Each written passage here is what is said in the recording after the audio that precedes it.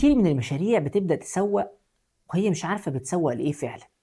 منتج حلو وخدمة ممتازة، لكن محدش بيشتري. ليه؟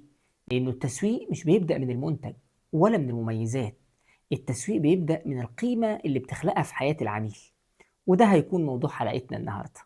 إزاي تحدد القيمة، مش اللي أنت شايفها، اللي العميل مستعد يشتريها. خلي بالك، المنتج هو الوسيلة مش الهدف. الناس مش بتشتري الكورس عشان المعلومات اللي فيه، لكن عشان النتيجة اللي عايزين يوصلوا لها. ولا بيشتروا استشارة مع خبير علشان الساعة ولا الساعتين اللي هيقضوها معاه، لكن علشان القرار اللي محتاجين ياخدوه.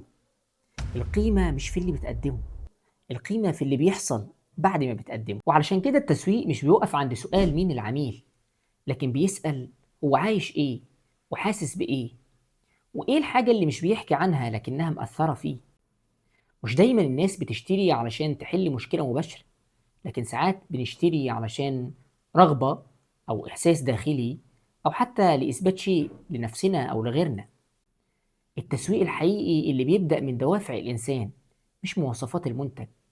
وده بياخدنا للسؤال الجوهري: إزاي نخلق القيمة الحقيقية اللي تستحق التسويق فعلا؟ القيمة مش بتتخمن، القيمة بتتبني من خلال نموذج واضح اسمه Value Proposition Canvas. وده بيتكون من جزئين: الجزء الأول الكاستمر بروفايل، واللي فيه 3 عناصر. العنصر الأول الجوبس، والمقصود بيها المهام اللي محتاج العميل يعملها. والعنصر الثاني البينز، ويقصد هنا التحديات والصعوبات اللي بيواجهها. والعنصر الثالث الجينز، والمقصود بيها المكاسب والنتائج اللي بيتمنى العميل يحققها. والجزء الثاني الفاليو ماب، وفيها 3 عناصر.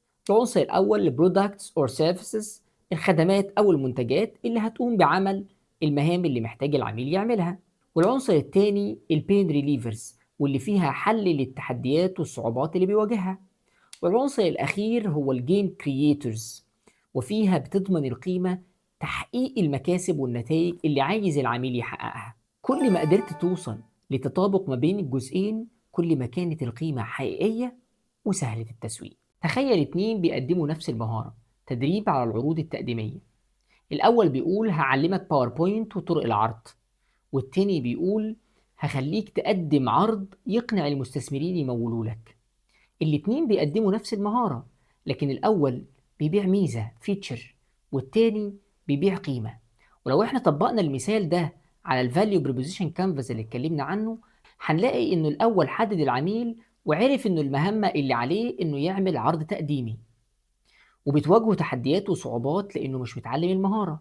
لكن النتيجة الحقيقية والمكسب اللي عايز يحققه انه يحصل على تمويل من المستثمرين.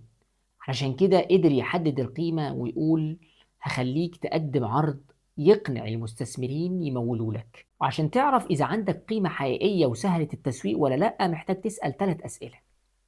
السؤال الأول: هل القيمة واضحة في عين العميل؟ وهل هو فعلا شايفها مهمة بالنسبة له؟ وهل مستعد يدفع مقابلها فلوس؟ لو الإجابات نعم، فأنت جاهز تدخل مرحلة التخطيط والتنفيذ. ولو الإجابات لأ، فأنت محتاج ترجع خطوة لورا وتعيد فهم القيمة. في الفيديو ده فهمنا إنه المنتج مش هو القيمة، وإنه العبرة مش في الأدوات لكنها في الأساس. المرة الجاية هنتكلم إزاي تكون الاختيار الأول في ذهن العميل، وإزاي تبني مكانتك قبل ما تبني الإعلان. اشترك في القناة وفعل الإشعارات عشان ما تفوتش الحلقة الجاية، وسيب لي في التعليق إيه القيمة الحقيقية اللي بيقدمها مشروعك. أشوفكم على خير.